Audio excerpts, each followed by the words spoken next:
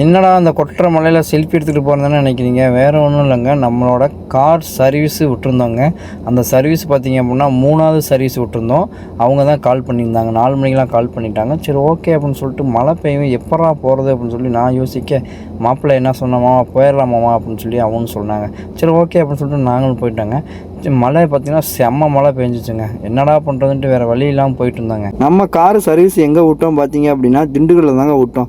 திண்டுக்கல்லில் பார்த்தீங்க அப்படின்னா நம்ம திண்டுக்கல்லில் எங்கே விட்டோம் பார்த்தீங்க அப்படின்னா PLA மோட்டார் சர்வீஸில் தாங்க விட்டோம். ஏன்னா நம்ம கார் டெலிவரி அங்கே தான் எடுத்தோம். அதே மாதிரி அங்கேயே விட்டாச்சுங்க. சரின்ட்டு அப்புறம் பார்த்தீங்க அப்படின்னா நம்மளோட கார் சர்வீஸ் காருக்கு என்னென்ன மாற்றினாங்கிறத உங்களுக்கு நான் விரிவாக சொல்கிறேங்க.